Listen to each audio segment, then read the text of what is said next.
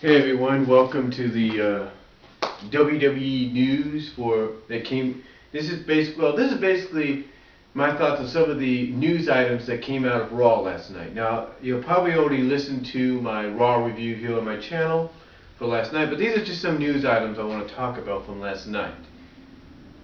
Now, apparently a few things happened last night. Some things people agree with, some things people don't agree with occurred last night, so let's take a look at them. First of all, last night, one of the things fans have been waiting for a long time, WWE showing evidence, finally showing that they have signed Awesome Kong by actually having an Awesome Kong vignette. Basically, the vignette had Awesome Kong holding a Barbie doll in her hands, stroking it a little bit, and then with one finger plucking, basically one finger flicking the head off of the top of the Barbie doll. So basically, according to many people, many fans, maybe many reporters, some writers within the wrestling or sports entertainment industry, to them, like, Dave Meltzer, some people at wrestling at PWI Torch, like Ray Keller, people like J-Dub, people like the Off the Rope Show, Jeff Meacham, the ADTV, everybody has said basically the same thing, and this is basically WWE's way of saying that here comes Awesome Kong, someone that's not a Barbie doll, someone that's not a diva per se, but someone that's here to dominate. Someone that's here not to pose in bikinis, not here to smile and look good or anything, but someone that's really here to take care of business. Now, what does that mean, ladies and gentlemen? What does that mean by take care of business? It basically means, to me, that with Awesome Kong coming in and her flicking that Barbie doll off, the head of that Barbie doll off with one finger, this means, ladies and gentlemen, that this could be the start of a new era in the WWE Divas / Women's division. What is that new era? It's the new era of strong, sexy, and powerful, but more on the lines of these divas are strong and powerful. No more sexy, just strong and powerful. You got to deal with it. And I know a lot of fans are happy about this because they can get their dream matchups that they've been waiting for in WWE. Kong Beth Phoenix, Kong Natalya. They can even get a WWE version, and I know that probably that's going to be hard for them to hear, but maybe WWE will give them a weaker version or maybe a better version of Gail Kim Awesome Kong. We'll see what happens, but the WWE Divas division, ladies and gentlemen, is about to change. And to me, that vignette wasn't just signaling that here comes Awesome Kong, she's not going to play around, she's not going to be Miss, oh, I'm beautiful and everything, and and all that. And, this woman, if you've not seen her in action, guys, go on YouTube, check out some of the independent shows she's been on, check out TNA Wrestling, go to their YouTube page, type in Kong in the search column there, and you'll see what I mean. This woman is fucking, excuse my language, is fucking dominant. She's dominant. There's no other way of saying it. She is fucking dominant.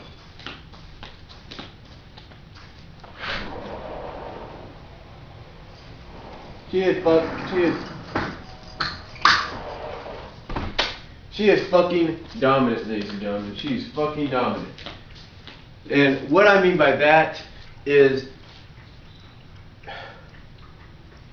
let's put it this way. Last night, Brie Bella won the Divas title. Brie Bella is the Divas champion. Or should we say the Bellas are the Divas champion, because who knows who can defend it? You don't know who's who. Imagine them trying to perform twin magic on Awesome Kong. That ain't gonna happen. If those two or one of them gets in the ring with Awesome Kong, twin magic ain't gonna work on this woman. She'll just take both of them and lay them out in a heap. I mean, right now they're champions, but as soon as she gets here, I hate to say it about the Bellas, they're going to end up as jobbers. That's it. They're going to end up as cannon fodder to someone like Carl. Nothing but jobbers, look nice and everything, and oh, by the way, when Carl gets here, you're just sacrificial lambs. That's all it is. Now, other news items coming out of last night. We have two #1 contenders for the WWE Championship, John Cena and R-Truth. A lot of people are not happy about the fact that R-Truth has suddenly come out of nowhere to become the #1 contender, but a lot of people have agreed that it is a nice change to see somebody in a title picture besides John Cena. And you got to realize this. John Morrison has had a WWE title match, so he's been in that category. Ziggler's been the World Heavyweight Champion. Orton's had a WWE title match. Alright?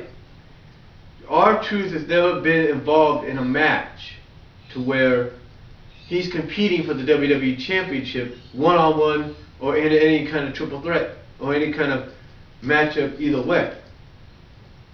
I mean, the closest he was in, the last time R-Truth was in a pay-per-view main event was Elimination Chamber with the winner going on to WrestleMania. That was the closest.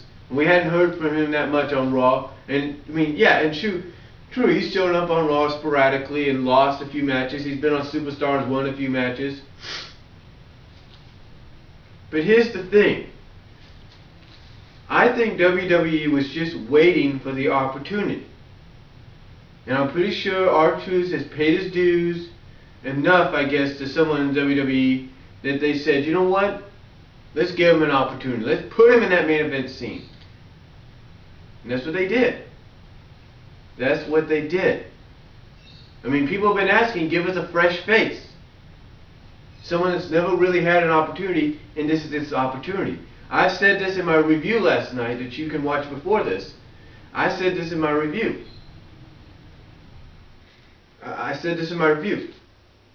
R-Truth is in a position where usually you would see a Randy Orton. You would see a CM Punk maybe. You would see a Triple H, an Undertaker.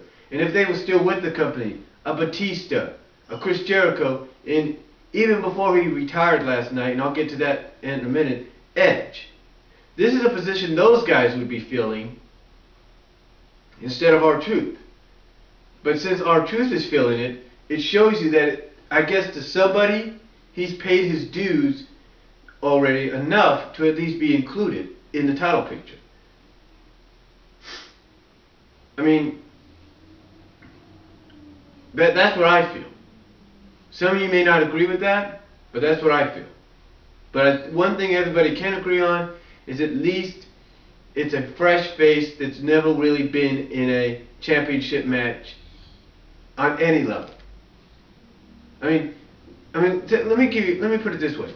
When they gave him the United States Championship, who did he defeat for that United States title? The Miz. Right. So they know storyline wise he has history in beating The Miz. In fighting The Miz for championships. They know he has history doing that.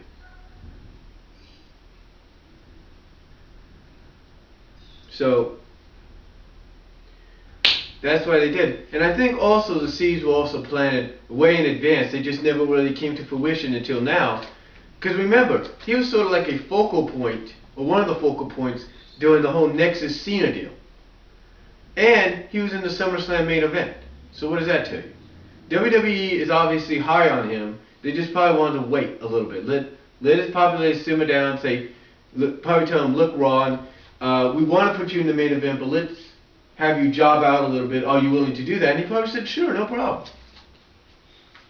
So he's probably, some people may say that makes him a company guy. Well, so what? At least he's getting this opportunity, and he's a fresh face, and that's what people can agree on. Another news item coming out last night, the one that's talked about a lot, that really caught a lot of people off guard. A lot of people may still debate it as being maybe a work angle or something like that, or a work shoot, and that is Edge's retirement from active competition. Edge, of course, won at WrestleMania, retained his championship. Some say that, him opening the match at WrestleMania was not the best idea, especially if WWE knew he was probably going to retire. Well, just you can debate that all you want. It may not have been the best idea, but you know what? Maybe WWE knew he was going to retire, and they knew that usually when you have an opening match with a championship on the line, whether it's one of your major titles or not, that champion's always going to retain. So maybe that's what they wanted to do. Who knows? And maybe there was more to it. Maybe Edge had something to do. Who knows? Like I said, he had to get MRIs. Maybe he had to get an MRI. I don't know. In the morning, maybe he had to have his match first, so he can go back to the hotel, rest up, and go to an MRI check in the morning. Who knows? But yeah, he did win at WrestleMania, and he did do what very few can do in this business. He was able to retire on top as champion. And again, this really caught a lot of people off guard because none of us saw it coming. And it's really, I guess some people could say, a blow to WWE, but let's face it, Edge has done everything in this business. He has been world champion. He has been WWE champion 11 times together.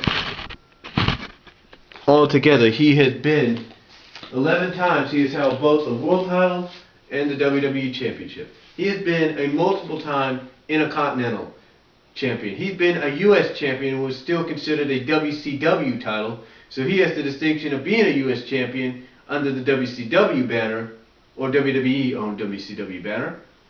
Multiple time tag team champion, King of the Ring, Royal Rumble winner, Money in the Bank winner. The guy's done it all. So you can't really fault him for taking the doctor's advice and stepping down for right now. Now, is it going to be permanent? Possibly.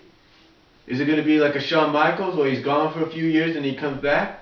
Possibly. But a lot of people looked at this the same way as Stone Cold. Stone Cold, you can see it in his eyes, would like to still compete in this ring. But he can't because doctors are afraid he may re-injure himself.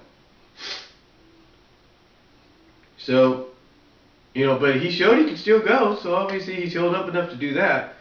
But Edge right now is at that situation to where he may have to wait a few years before he probably considers making a comeback of sorts in the ring. Now, if it is a permanent retirement, the question is, will Edge go into the Hall of Fame? Definitely. Will he go in next year? There's no doubt. I mean, look, Shawn Michaels was retired last year. What happened? Boom. Last Saturday, he went into the Hall of Fame. A week ago, I should say from Saturday, a week ago from this past Saturday, he went to the Hall of Fame. Same could be said for Edge. Edge could be heading into the Hall of Fame next year too, along with The Rock, as people are predicting he will be.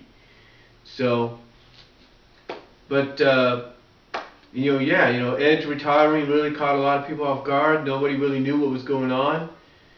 But again, like I said in my Raw review, I wish Edge all the best of luck in the future. If this is legit, which I believe it is according to a lot of the online reports and everything that's been confirmed, I wish him all the best of luck. We'll miss seeing him around. I've seen him live in person. He's a great competitor. We'll miss you, Edge. You're a great guy. And that's really all I can say about that. And those are the news items coming out of the Raw last night. One other news item to close out on is it looks like they're going to probably disband the Core finally, but we don't know. So we'll see what happens there. But those are the news items coming out of Raw last night. Tell me what you think down below, and I'll talk to you all later. And again, Edge, thank you for everything, man. You take care of yourself. God bless.